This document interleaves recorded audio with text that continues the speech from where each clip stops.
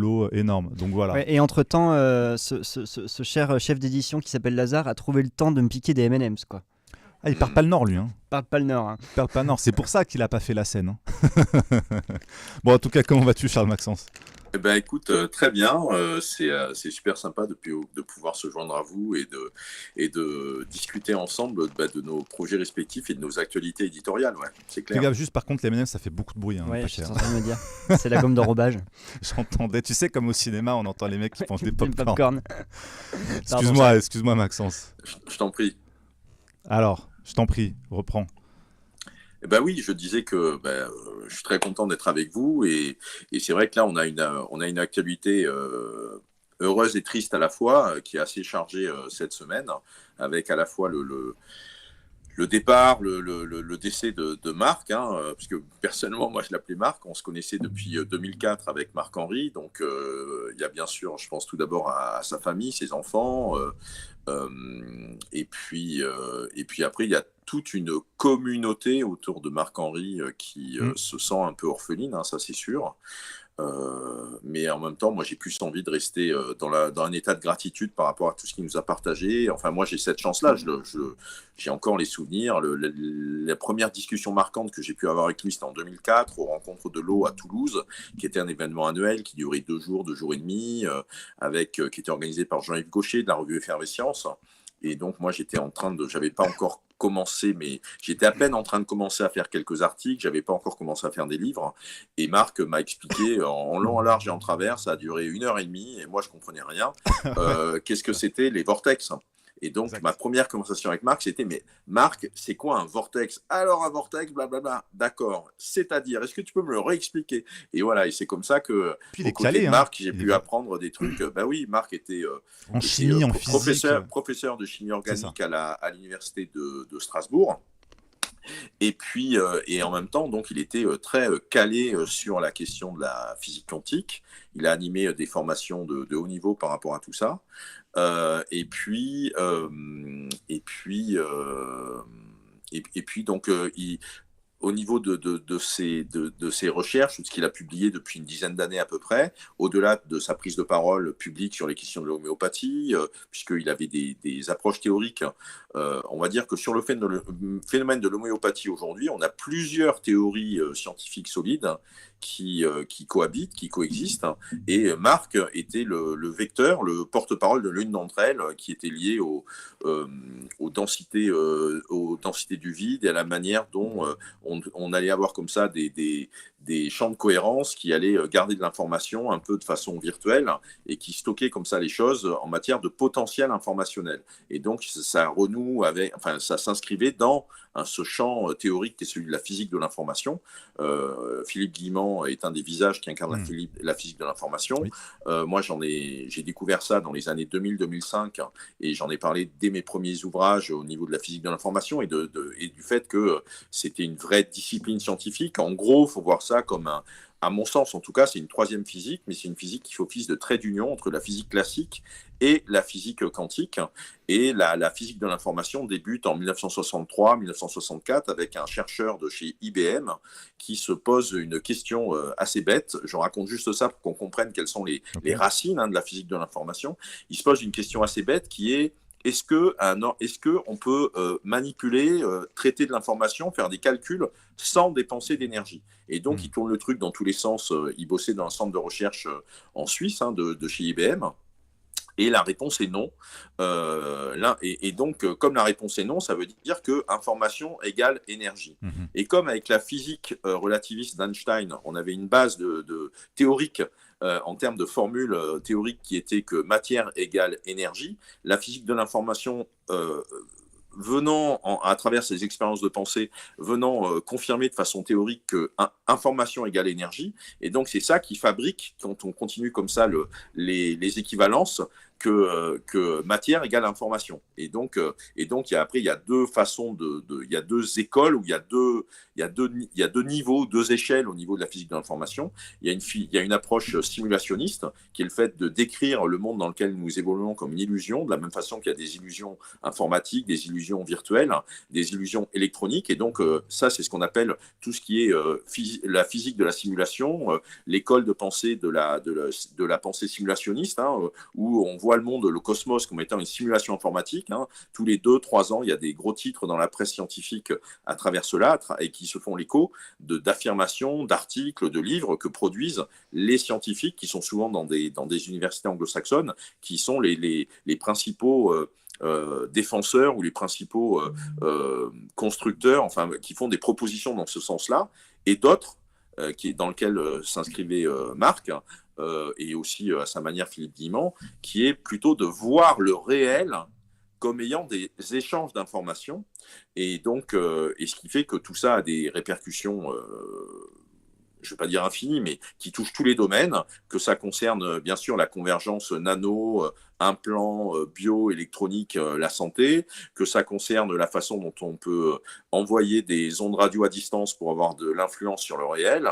Donc, ça rejoint plein de champs différents. Ouais, de exactement, c'est pourquoi dans Nexus, ensemble, on commence à publier des papiers sur les armes à énergie dirigée, etc. etc. Tu nous as gratifié de beaucoup de sujets ces dernières années, entre autres sur l'eau aussi, hein, tu as fait beaucoup de choses. C'est ça. Donc je comprends à travers ton témoignage aussi que c'est aussi grâce à Marc que tu as... Oui, Marc fait clairement partie par rapport à l'eau.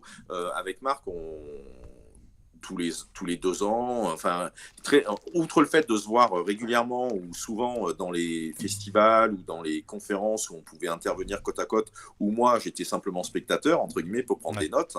Il y avait aussi des documentaires, on s'y retrouvait être côte à côte au niveau des documentaires, des conférences, on s'y retrouvait côte à côte, et puis même là dans le Orbs spécial eau, le numéro de Orbs, de la revue Orbs Notre Planète, un numéro thématique sur l'eau qu'on a fait qui est sorti la revue que tu as créée depuis longtemps depuis maintenant. 10 ans, ouais, depuis 10 ans à peu près maintenant. On a créé une maison d'édition pour éditer cette revue, qui est un peu dans l'esprit de la revue Planète et des années 60 de Powell et Bergier. Donc dans le numéro Orbs spécial eau, on avait un gros sujet de Marc-Henri qui nous faisait une synthèse des dernières nouvelles scientifiques par rapport à l'eau, et qui nous montrait l'eau dans toutes ses dimensions en quelque sorte. Et c'était un cahier photo avec des images à la fois poétiques et scientifiques qui accompagnaient le propos de Marc, qui avait fait une quintessence ou une synthèse des dernières connaissances qu'il y avait à ce moment-là à ce sujet, quoi. Voilà. Et est-ce que c'est peut-être un peu tôt, mais il y a parce que je vois des commentaires passer et depuis 2-3 ans, depuis 4-5 ans maintenant, Marc-Henri s'était engagé dans la direction, comme ça ne se sait pas forcément, ou en tout cas ça s'est su au fur et à mesure de ses prises de parole. À partir du moment où il a été à la retraite et qu'il n'était plus d'actif en tant que directeur de recherche ou en tant que professeur universitaire, à partir du moment où il a été à la retraite, c'est là où il a beaucoup plus pris la parole sur de la philosophie des sciences, beaucoup plus pris la parole sur les traditions, y compris les traditions grecques. Hein. Et puis il y avait aussi beaucoup d'épistémologie, beaucoup donc de philosophie des sciences dans ce qu'il pouvait prendre comme prise de parole et comme analyse. Et il a rassemblé tout ça. Comme il jouait du piano magnifiquement depuis très longtemps, c'était un musicien, un fin musicien. La question de la musique des plantes, les modèles scientifiques qui étaient derrière ça, les il modèles diffusait sur les réseaux sociaux exactement. des partitions pour synthétiser certaines protéines, etc. Donc moi, j'ai pas tout compris, mais j'ai vu qu'il y a des collectifs qui s'organisaient autour de lui et lui partageaient ça gracieusement. Voilà. Est-ce que tu peux nous en dire un peu plus? C'est comme les protéodies ou... Oui, exactement. C'est un peu ça, mais sauf que Marc, les calculs qu'il a fait ou la mise à jour des calculs qu'il a fait ont permis de donner un nouveau diapason. C'est pas le 432, c'est le 429 ou le 439. Enfin, en tout cas, il y a ces données-là précisément sur le. J'ai pas révisé pour l'émission de ce soir. Il y a les valeurs précises qu'il avait trouvées par rapport à la fréquence de l'eau. Et cette fréquence de l'eau, d'un point de vue musical, d'un point de vue sonore, eh bien, ça devient un diapason particulier qui est le vrai diapason de la fréquence de l'eau. Et automatiquement, c'est universel. C'est autant dans le corps humain que dans les plantes ou que, bien entendu, dans la biosphère autour de nous. Est-ce que tu sais de quoi il est décédé? Il était jeune quand même. Écoute, il est décédé en fait, ce dont on n'a pas forcément conscience, c'est qu'il y a deux choses. Il y a quelques années, il y a, enfin, je ne sais pas si c'est 10 ans, 12 ans, 8 ans, il y a quelques années, Marc a fait une NDE, il a fait une expérience de mort imminente. Donc, il est revenu, ça a modifié et bouleversé beaucoup de choses dans sa vision du monde, hein, ça a mis à jour pas mal de choses, ça l'a fait évoluer, mais il est revenu malgré tout avec une fragilité au niveau du cœur, hein, puisque c'était le cœur qui... Et là, nous, au niveau du cercle de ses proches, de ses amis, c'est des proches, plutôt que de donner des nouvelles à tout le monde ou à tous les contacts qu'il pouvait avoir, on avait créé un groupe WhatsApp, et ce qui nous permettait d'être tenu au courant quand il avait des séjours à l'hôpital, quand il avait fait des malaises, histoire qu'on soit en soutien autour de lui, qu'on envoie des likes, des cœurs, des chats, des gouttes d'eau. Enfin voilà, en tout cas, il y avait toute une communauté comme ça au niveau de ses proches qui existait via des groupes WhatsApp. Et donc là, on a eu l'info, c'était mercredi soir, et elle est devenue publique, la famille a posté sur Facebook jeudi matin à 9h30. Nous, on a eu l'info exactement à 22h. Moi, j'étais sur j'ai un peu d'émotion en y repensant, quoi. Donc, on était... Personnellement, j'étais sur un événement lié à Biosphère 2 sur Paris, avec des pionniers qui bossent comme ça à étudier ce qui se passe au niveau des biotopes, des écosystèmes, et qui nous partageaient leur expérience du temps de Biosphère 2 et comment ils avaient touché du doigt les processus liés aux vivants, les processus liés aux pollinisateurs, enfin vraiment, parce qu'ils avaient vécu dans une reconstitution de la Terre à petite échelle, à l'échelle humaine, et donc tous les process, ils les voyaient se dérouler très rapidement. Et donc, il les voyait, il suffit qu'il y ait un poulet de trop et il voyait tout de suite les conséquences sur les cultures ou quoi que ce soit d'autre. Et donc, on était à une soirée comme ça, et d'un coup, je vois arriver le message comme quoi Marc était parti dans la journée, il y avait eu 1 heure de massage cardiaque, il n'était pas revenu, et voilà. Donc, les obsèques ont lieu la semaine prochaine. La famille a annoncé sur Facebook que, compte tenu de l'émotion collective que ça suscite ou que ça génère, il y aura une retransmission live de la cérémonie sur les réseaux sociaux, sur Facebook. Donc les comptes de Marc restent actifs d'un point de vue, on pourrait dire, mémoriel ou patrimonial par rapport à ce qu'il a déjà partagé. Et donc, personnellement, je suis d'abord dans de la gratitude envers Marc, bien entendu, par rapport à tout ce qu'il nous a apporté et tout ce qu'il nous a ouvert ou éclairé. Et je n'ai pas parlé de l'homéopathie, je n'ai pas parlé de ses prises de parole dans le cadre de documentaires sur l'homéopathie, de son engagement scientifique par rapport à cette dimension-là. Et puis aussi, bien sûr, à sa famille qui joue le jeu de nous faire passer des informations enfin voilà, il faut comprendre qu'ils sont en train de gérer un décès, ils sont en train de gérer un deuil, ils sont en train de gérer le départ de leur père.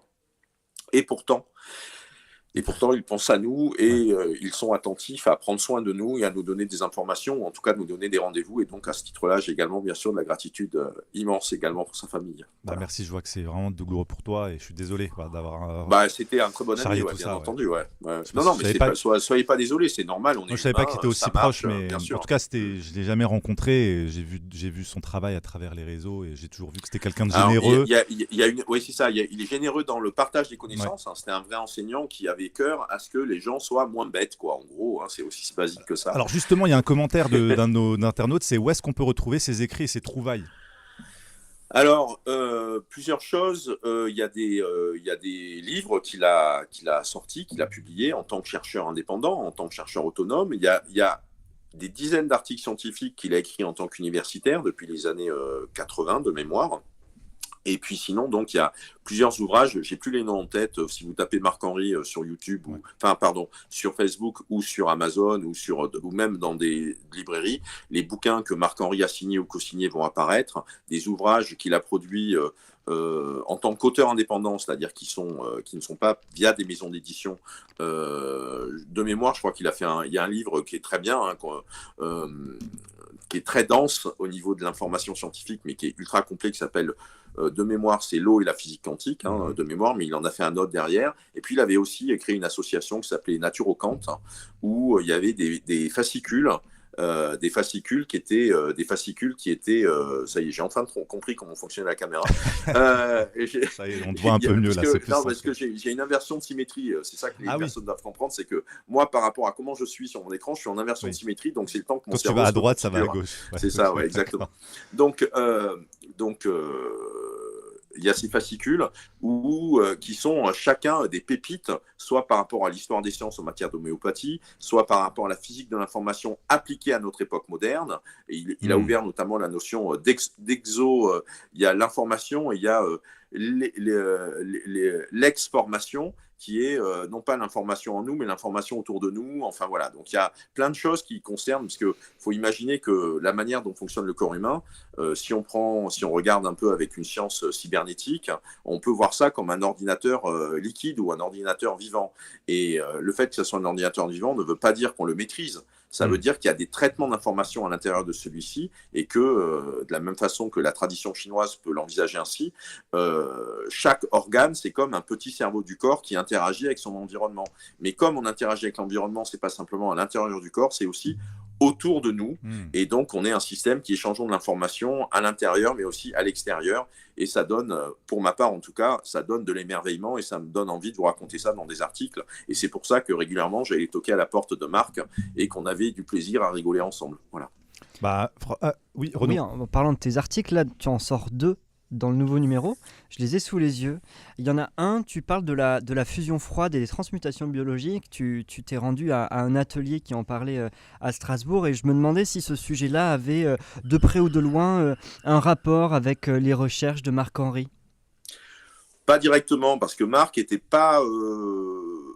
Il y avait tellement de choses à faire par rapport à l'eau, par rapport au vivant, et aussi, suite au départ de Montagnier, aux questions liées à l'homéopathie, à la mémoire de l'eau, que Marc n'était pas d'abord et directement sur les questions liées à l'énergie libre, ou liées à des réactions électrochimiques avec de l'énergie surunitaire, avec de la chaleur en excès, qui caractérise le champ de la discipline de la fusion froide, en quelque sorte. Voilà. Ouais. En tout cas, c'est très intéressant. Ouais, je vous invite vraiment, ceux qui ont Nexus, ceux qui sont abonnés l'ont déjà reçu. À partir du 1er, on est le 1er, donc mais il est déjà en kiosque. On le trouve aussi en kiosque, depuis le début de la semaine, donc, il est en kiosque. À lire les articles de Charles Maxence, qui sont, moi toujours, je m'y plonge avec plaisir, qui sont toujours intéressants. Et, là, il y a 2 articles. Il y a effectivement ce dossier sur la fusion froide, qui est qu'on a conçu ensemble. Je dis ensemble parce qu'il y a la proposition que je peux faire, et puis il y a ce que Nexus souhaite en termes de mise en forme et de construction, de structure de l'article. On a vraiment voulu faire un peu une photographie de l'état des lieux scientifiques du sujet, sachant que depuis 3-4 ans, il y a eu des avancées décisives en fait dans le secteur, et l'article, le dossier dans Nexus, fait le point par rapport à ça, à travers ce séminaire, workshop, atelier de travail, où il y avait une quarantaine de scientifiques du monde entier, plus de la moitié d'entre eux étant européens, qui étaient présents là, et ça se passait à Strasbourg. Et comme ça se passait donc en France et à Strasbourg, c'est pour ça que j'avais fait la proposition d'être vraiment en immersion, en reportage pour Nexus, au sein de cet événement dont on a été les seuls à en parler. Et normalement, on est ceux qui en avons le mieux parlé, puisqu'on n'a pas passé 2 heures sur place, on a passé 4 jours sur place, avec des interviews, des discussions avec plusieurs chercheurs majeurs, des chercheurs clés, et ça donne un gros papier à la fois panorama sur les tendances et l'état des lieux, l'état de la science par rapport à la fusion froide,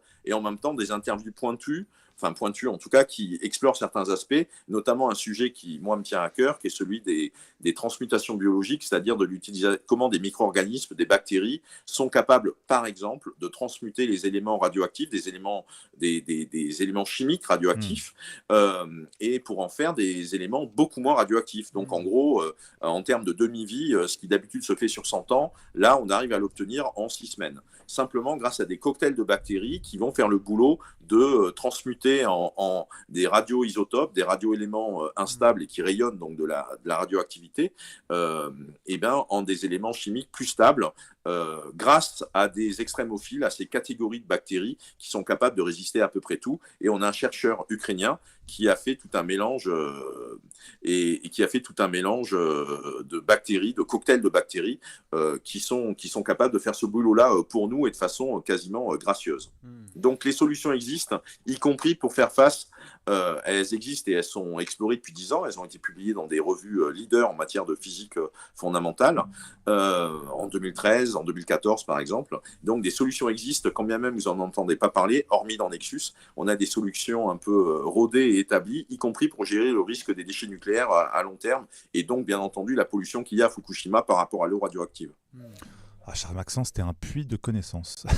C'est tellement, ça ne s'arrête jamais, mais c'est intéressant, on ne s'ennuie pas. Non, je voulais répondre à ce commentaire. Nobody Nexus reprend du métier, la mémoire de l'eau. Oui, oui, c'est des sujets que, voilà, qui, historiquement, faisaient partie de Nexus, qu'on n'a pas forcément pu aborder régulièrement. Et grâce au boulot de Charles Maxence et d'autres, on peut de temps en temps remettre au goût du jour. Commentaire d'Arnwald, en croisant avec Jean-Pierre Garnet-Mallet, on est bien la pensée créatrice, donc on imprime dans le réel. Il y a une interview de Jean-Pierre Garnet-Mallet qui arrive dans quelques jours, quelques semaines maximum sur YouTube en accès libre. Voilà, j'ai pu le recevoir, c'était passionnant. D'ailleurs, Charles Maxence, je t'ai vu hier avec le réalisateur, hier ou avant-hier, je sais plus. Bref, ça passe. Le temps n'existe pas.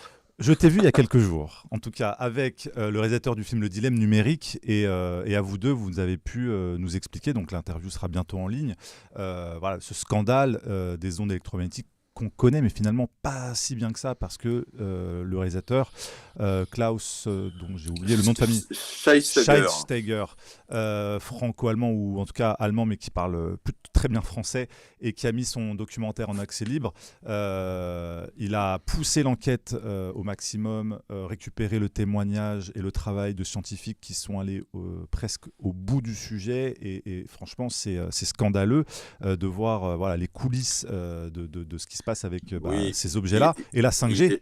C'est ça, c'est-à-dire que là, dans son film qui est disponible en français depuis quelques semaines maintenant, depuis 2 mois de mémoire, ou à peu près, à la fois il couvre la problématique de la société numérique et de la façon dont les écrans, les téléphones mobiles, etc., et l'Internet des objets, etc., on commence à être cerné par tout cet écosystème et tout cet environnement.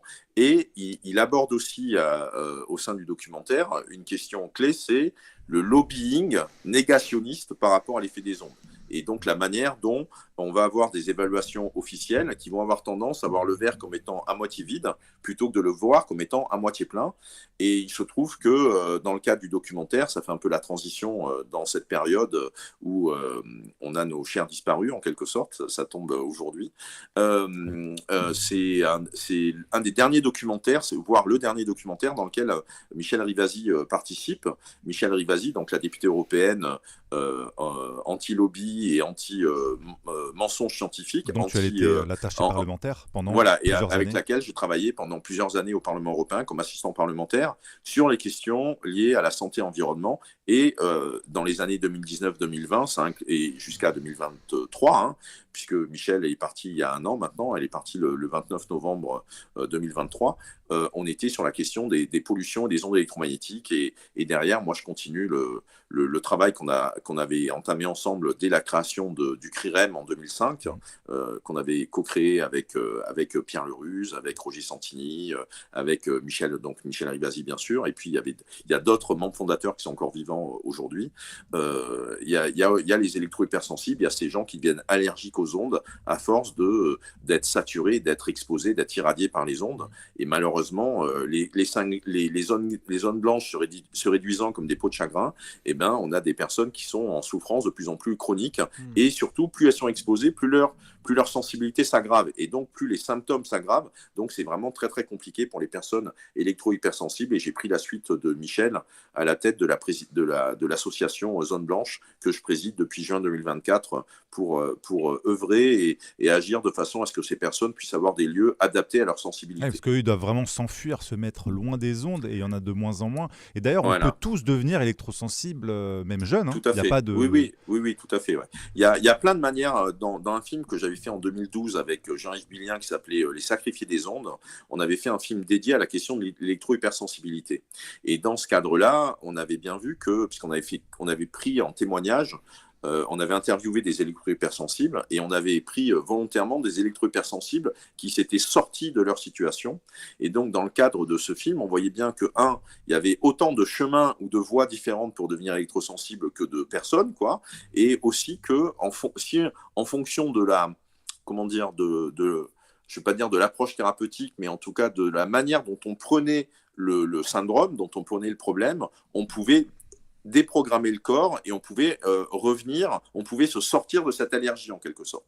Donc on avait autant des gens qui étaient devenus EHS parce qu'ils avaient une sensibilité, une prédisposition génétique, hein, un terrain favorable à ça. On avait des gens qui devenaient EHS parce qu'en fait ils s'étaient pris un courjus, ils avaient été électrocutés et c'est comme si ça avait cramé tout leur capital de résistance et ils pouvaient plus supporter ça. On avait des gens, notamment chez les hommes, qui devenaient électro-hypersensibles. C'était pas parce qu'ils s'étaient fait électrocuter de façon instantanée, mais pendant 2 ans, 3 ans, ils avaient installé des réseaux Wi-Fi, ils avaient installé des antennes relais et ils avaient installé des systèmes sans fil. Et à un moment donné, le corps il disait stop, quoi, c'est bon, j'en peux plus. Et donc voilà, on avait plusieurs profils différents. Il y avait un cas très intéressant d'une dame qui bossait chez France Télécom, qui elle était photosensible. C'est-à-dire qu'elle était sensible à la lumière. Et il se trouve que donc les ondes électromagnétiques, la pollution électromagnétique, c'est de la lumière, mais c'est de la lumière qui est invisible. Son corps, ses cellules, sa peau réagissaient à cette lumière invisible. Et elle bossait dans un bureau qui était comme un espace un open space où il y avait une trentaine d'ordinateurs et de téléx et de trucs. Ça rayonnait à donf. Et son corps, c'était pas possible. Et son employeur, France Télécom, à l'époque, on était à la fin des années 90, lui avait un médecin du travail avait validé sa sensibilité et son employeur, qui donc, c'est ça qui rend le truc savoureux, était France Télécom, c'est-à-dire c'est ce qui est comme ça qu'on appelait Orange auparavant, avait créé un poste de travail qui était adapté à sa sensibilité. Elle a pu continuer à travailler et ils avaient mis en place un bureau où elle n'était pas exposée aux ondes. Et voilà. Et donc, tous ces ajustements-là sont possibles. C'est juste une question de volonté et non pas de refus ou de négation. Quoi. Exactement. Parce que dans ce film-là, donc, je rappelle, Le Dilemme numérique, je vais publier l'interview très bientôt. On mettra le lien. Vous pouvez le trouver assez facilement sur YouTube. Ah, facilement, non, mais en tout cas, vous tapez Le Dilemme numérique. Je crois que le réalisateur l'a mis sur Le Dilemme. Donc, si vous voyez le film qui fait 1h33, Le Dilemme, c'est ça. Il a oublié de mettre numérique. Le film est très bien fait, il y a des solutions. Est-ce que justement, moi je me souviens du professeur Bellepomme en France qui en parlait beaucoup. Est-ce que tu l'as connu parce que lui, il a été un des précurseurs. On est en lien avec lui. L'an dernier, enfin au printemps 2023, avec Michel Rivasi à Bruxelles, on a organisé un atelier scientifique d'une journée, comme un colloque, comme un séminaire, où on a fait venir des scientifiques de toute l'Europe, de Grèce, des pays scandinaves, de Grande-Bretagne. Il y a des personnes qui sont venues des États-Unis. Et l'idée, c'était effectivement de Finlande, c'était de faire entendre ces chercheurs qui avaient trouvé des choses qui montraient bien qu'il y avait des marqueurs biologiques de ce qui se passait dans le métabolisme suite à l'exposition. Il y a même eu une intervention sur l'électrosensibilité dans le vivant en général, que ce soit les plantes, les insectes, etc. etc. Et donc, on a organisé un colloque ou un séminaire scientifique sur l'électrosensibilité au sein du Parlement européen en avril 2023 avec Michel Rivasi. Vous pouvez trouver ça en ligne et notamment sur YouTube. Et donc, Dominique Bellepomme faisait partie, bien sûr, des intervenants, puisque Dominique Bellepomme, sur la fin des années 2000, entre les années 2007, 2008, 2010, et puis donc, bien entendu, 2011, 2012, et puis bien sûr, avec les années 2015, il a documenté en tant que médecin, en tant que spécialiste, en tant que professeur spécialiste des questions de santé environnementale, quand bien même sa spécialité au départ, c'était les pesticides et les risques cancérigènes, notamment par rapport au chlordécone, aux bananes contaminées aux pesticides, qui imprègnent le sol dans les îles là-bas du côté des Antilles.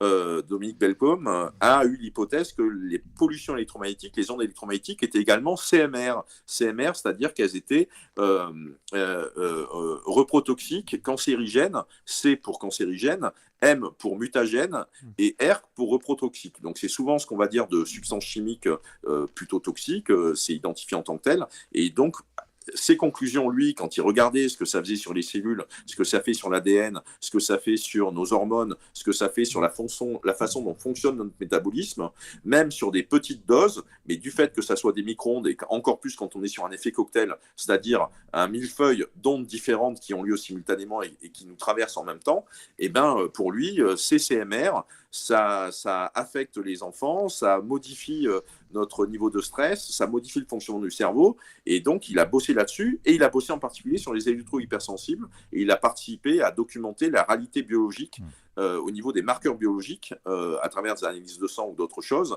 ou de l'urine, ou peu importe, des analyses biologiques qui ont montré, qui ont identifié des marqueurs qui caractérisaient l'électro-hypersensibilité.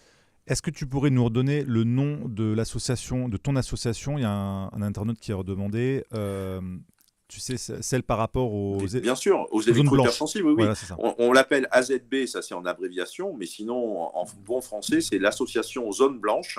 Et donc, voilà, bien sûr, il faut comprendre qu'une des leçons que nous a transmis Michel Rivasi, ou qu'a incarné Michel Rivasi, c'est que tout seul et de façon isolée, on se fait bananer, si je puis dire. Ouais. On se fait écarter, on ne compte pour rien. Nous sommes poussière. À partir du moment où on fait un collectif, à partir du moment où on est à plusieurs, c'est ce qu'elle a réussi à faire avec la CRIRAD en 86, c'est ce qu'elle a continué avec le CRIREM en 2005, là où on s'est connus, et puis il y a eu AZB en 2014 qu'elle a créé.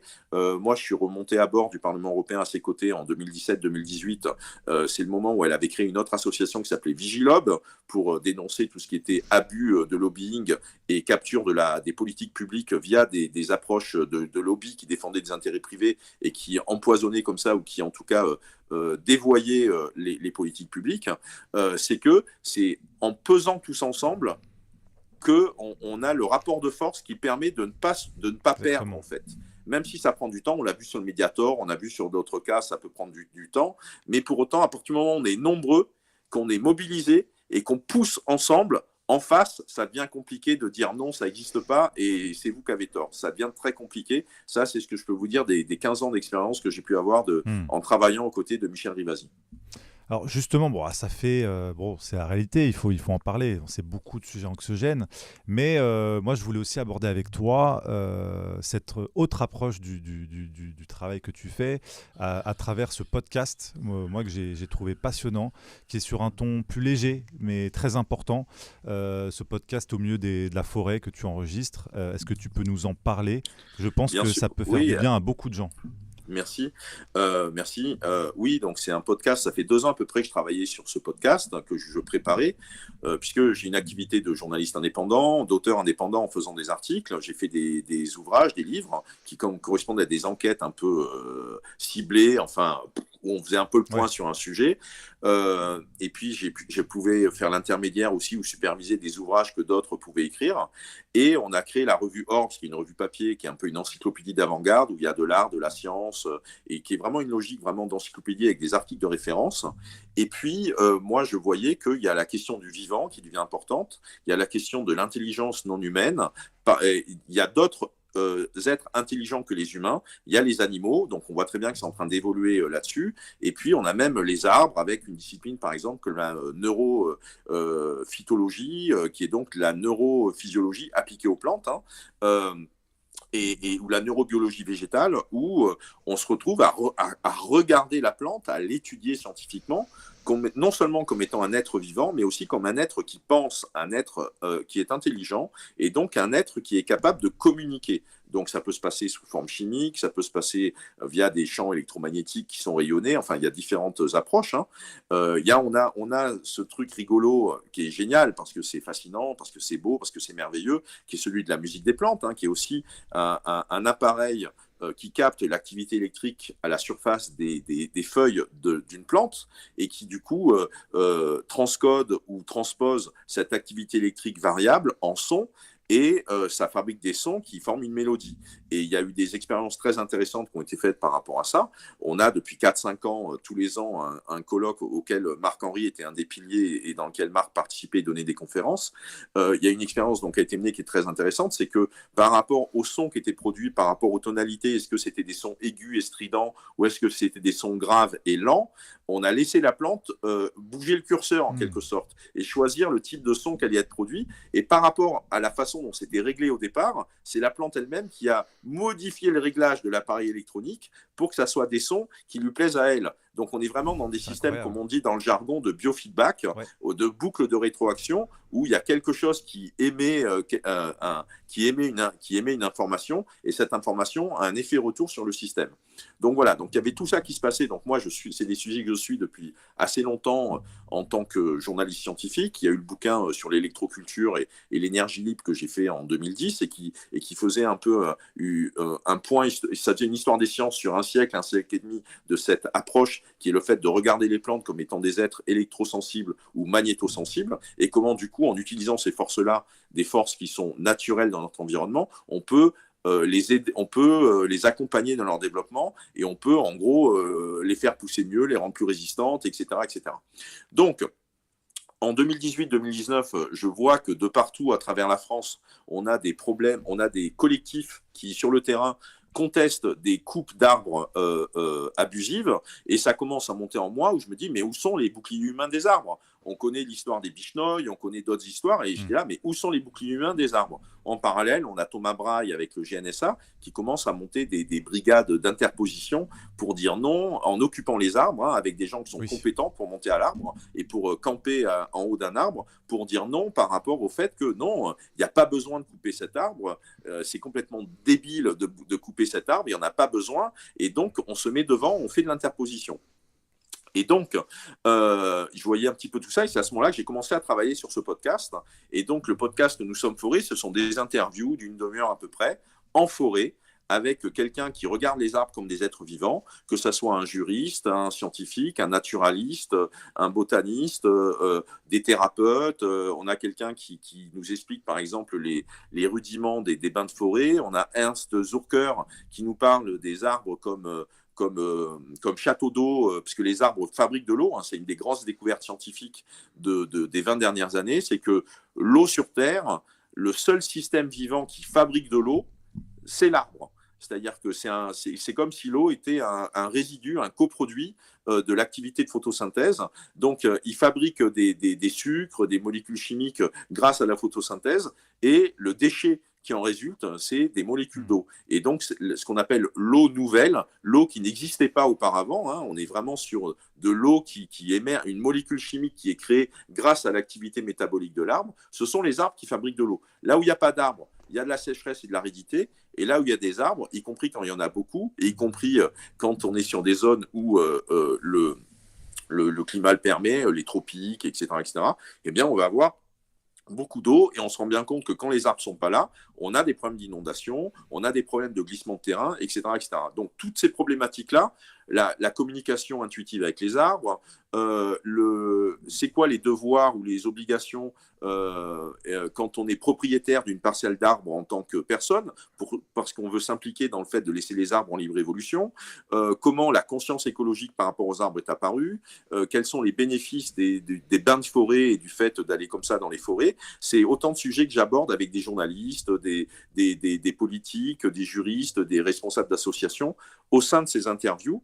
Donc justement, comment s'appelle le podcast et comment y accéder? Voilà, question de Laetitia Chevillard. Alors, le podcast s'appelle Nous sommes forêt, forêt au singulier, hein, Nous sommes forêt. C'est cette idée. Et donc, le podcast, il y a 8 épisodes qui sont en ligne aujourd'hui.